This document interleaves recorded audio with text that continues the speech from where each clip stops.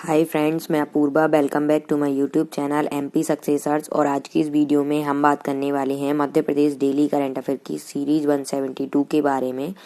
और यहाँ पर बात करेंगे 13 फरवरी 2021 के मध्य प्रदेश करंट अफेयर के बारे में। उससे पहले हम कल के क्वेश्चंस के बारे में देख लेते हैं। फर्स्ट क्वेश्चन है, हाल ही में कब मध्य प्रदेश में जलाभिषेकम कार्यक्रम आयोजित किया गया? तो ये है 11 फरवरी 2021। सेकंड क्वेश्चन था कि हाल ही में प्रदेश में पिछड़ा वर्ग के 2.49 लाख विद्यार्थियों को पोस्ट मैट्रिक छात्रवृत्ति के तहत कितनी राशि प्रदान की गई? तो ये था 325 करोड़ रुपए।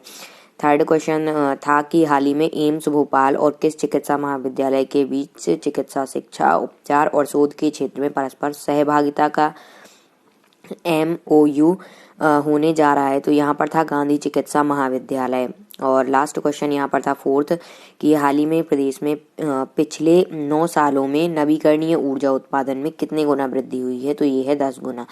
और पिछले 9 सालों की बात करें तो यहाँ पर ये 2012 से लिया गया था, तो ये आपको याद रखना है। अब हम बात करेंगे आज के इम्पोर्टेंट क्वेश्चंस की। तो यहाँ पर है फर्स्ट कि हाल ही में कंप्यूटर सोसाइटी ऑफ इंडिया ने मध्य प्रदेश के किस कॉरपोरेशन को ई ऑफिस के क्रियान्वयन में उत्कृष्ट योगदान में वर्ष 2020 के लिए स्टेट कैटेगरी में पुरस्कृत किया है? तो ऑप्शन नंबर ए हमारा यहाँ पर राइट आंसर होगा, MPSEDC। अभी हाल ही में मैंने आपको ये बताया था MPSEDC के बारे में कि ये जो है मैपिट जो यहाँ पर था मध्य प्रदेश की मैपिट, जो मध्य प्रदेश के गवर्नमेंट IT सेक्टर के कार्य संभालता था, वो मर्ज हो गई है MPSEDC में। तो यहाँ पर अगर हम बात करें तो डिटेल में, तो कंप्यूटर सोसाइटी ऑफ इंडिया ने मध्य प्रदेश, इसका फुल फॉर्म है MPSEDC का, इलेक्ट्रॉनिक डेवलपमेंट कॉरपोरेशन को मध्य प्रदेश में ई ऑफिस के क्रियान्वयन में उत्कृष्ट योगदान के लिए 12 फरवरी को लखनऊ में संपन्न हुई कॉन्फ्रेंस में वर्ष 2020 के लिए स्टेट कैटेगरी में पुरस्कृत किया है। तो ये आपको याद रखना है, कंप्यूटर सोसाइटी ऑफ इंडिया ने किया है। और कहाँ पर ये कार्यक्रम हुआ? तो लखनऊ में। और मध्य प्रदेश को ई ऑफिस, ठीक है, ई ऑफिस के क्रियान्वयन में ये अवार्ड दिया गया है। और यह पुरस्कार MPSEDC के साथ ही सामान्य प्रशासन विभाग और NIC को संयुक्त रूप से दिया गया है। तो ये भी आपको याद रखना है। नेक्स्ट हम यहाँ पर बात करेंगे सेकंड नंबर क्वेश्चन की। उससे पहले मैं बता दूं कि अगर आप लोग ई बुक के माध्यम से तैयारी करना चाहते हैं, मंथली मैगजीन से अपना करंट अफेयर कवर करना चाहते हैं, तो जनवरी 2021 का अवेलेबल है हिंदी में। सभी जो प्रतियोगी परीक्षाएं हैं और कुछ एंट्रेंस टेस्ट वगैरह हैं जिनमें MPGK आपका आता है और करंट अफेयर उसके लिए इम्पोर्टेंट है। 2 लिंक डिस्क्रिप्शन बॉक्स में दी गई है, आप वहाँ जाकर इसको डाउनलोड कर सकते हैं। यहाँ पर हम बात करेंगे सेकंड नंबर क्वेश्चन की। हाल ही में भारत सरकार से जल जीवन मिशन की दूसरी किस्त के पहले ट्रेंच की ग्रांट प्राप्त करने वाला लक्ष्य के आधार पर देश के 7 बड़े राज्यों में मध्य प्रदेश का स्थान है।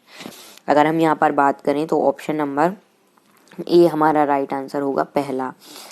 बात करेंगे यहाँ पर डिटेल में, ये क्वेश्चन भी इम्पोर्टेंट है कि यहाँ पर है कि भारत सरकार के जल शक्ति मंत्रालय ने जल जीवन मिशन के अंतर्गत मध्य प्रदेश को दूसरी किस्त के पहले ट्रेंच के रूप में 320 करोड़ से अधिक की राशि ग्रांट स्वीकृत की है। और भारत सरकार से दूसरी किस्त के पहले ट्रेंच की ग्रांट प्राप्त करने वाला लक्ष्य के आधार पर मध्य प्रदेश जो है देश के 7 बड़े राज्यों में मध्य प्रदेश पहला राज्य है जिसने ये जो ग्रांट है ये प्राप्त करी है, दूसरी किस्त जल जीवन मिशन की। तो ये आपको याद रखना है, बहुत इंपॉर्टेंट है क्वेश्चन। आपके जैसे जो MP पटवारी वगैरह के एग्जाम है उसमें जो आपका पंचायती राज और ग्रामीण विकास वगैरह से क्वेश्चन आते हैं, उसमें इस टाइप के क्वेश्चन पूछे जाते हैं। नेक्स्ट यहाँ पर है थर्ड नंबर क्वेश्चन। हाल ही में ट्राइब्स इंडिया के आदि महोत्सव में मध्य प्रदेश की जनजातीय कला और संस्कृति आकर्षक का केंद्र बनी है, यह कहाँ आयोजित किया जा रहा है? अगर हम बात करें आदि महोत्सव की तो ये है ऑप्शन नंबर बी हमारा राइट आंसर, दिल्ली। यह जो आदि महोत्सव है दिल्ली में आयोजित किया जाता है प्रतिवर्ष। यहाँ पर हम बात करें अगर डिटेल में तो ट्राइब्स इंडिया द्वारा दिल्ली हाट में आयोजित आदि महोत्सव में मध्य प्रदेश की समृद्ध जनजातीय कला और संस्कृति आकर्षक का केंद्र बने हुए हैं। और आदि महोत्सव में मध्य प्रदेश की जनजातियों द्वारा लगभग 1 दर्जन पंडाल लगाए गए हैं, जिसमें अशोकनगर की सहारिया जनजाति के चंदेरी वस्त्र, धार की भिलाला जाति के बाघ प्रिंट, खरगोन जिले के भिलाला जनजाति की महेश्वरी वस्त्र, डिंडोरी जिले के अगरिया जनजाति का लोहे की कलाकृतियाँ, झाबुआ के भील जनजाति की झाबुआ गुड़ियाँ और मोती के आभूषण प्रदर्शनी में मुख्य आकर्षण है। तो ये आपको याद रखना है।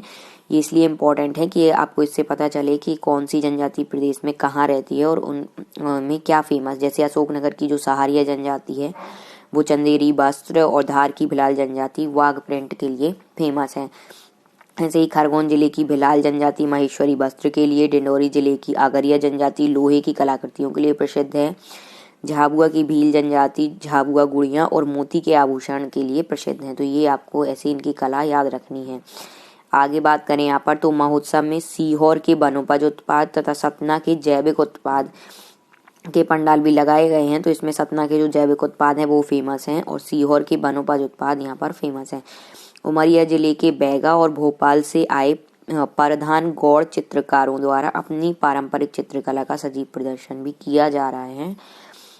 अगर हम बात करें आदि महोत्सव की तो ये जो है जनजातीय कार्य मंत्रालय के तहत भारतीय आदिवासी सहकारी विपणन विकास संघ के तत्वाधान में आयोजित किया जाता है आदि महोत्सव।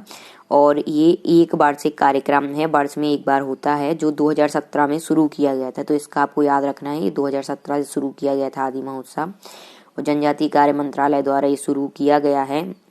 और महोत्सव में देश भर के लगभग 1000 आदिवासी एवं कारीगर भाग ले रहे हैं। इसमें बात करेंगे यहाँ पर हम 4th नंबर क्वेश्चन की। हाल ही में प्रदेश में 3 दिवसीय मांडू उत्सव 13 फरवरी से शुरू होने जा रहा है। अगर हम बात करें तो यहाँ पर तो वर्ष 2021 के लिए इस उत्सव की थीम क्या है। तो ये इम्पोर्टेंट है आपके लिए कि इसकी थीम क्या है। जो मांडू उत्सव 2021 में आयोजित किया जा रहा है, इसकी थीम क्या है। तो थीम की अगर हम यहाँ पर बात करें तो ऑप्शन नंबर बी हमारा राइट आंसर होगा, खोजने में खो जाओ।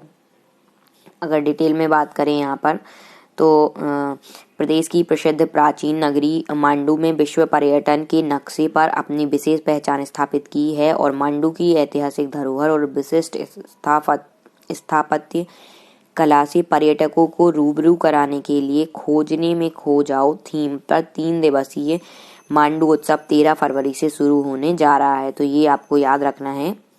और उत्सव के जरिए यहाँ पर हम बात करें अगर तो देश विदेश के लोगों को मांडू के पर्यटन स्थलों से जोड़ा जाएगा और ऐसे उत्सवों के आयोजन से जहां मध्य प्रदेश में ग्रामीण विशेष संस्कृति से दुनिया परिचित हो सकेगी। इसलिए उत्सव मनाए जाते हैं ताकि लोगों को इन पर्यटन स्थलों के बारे में जानकारी मिले और वो ऐसे स्थलों का भ्रमण करने आए ताकि रोजगार के अवसर भी यहाँ पर बढ़ाए जाएं। तो ये आपको याद रखना है। और आज की हमारी सीरीज यहीं कंप्लीट होती है। Thanks for watching my videos. Please video को ज़्यादा से ज़्यादा लाइक करें, शेयर करें। चैनल पर नए हैं तो चैनल को सब्सक्राइब करें। Thank you.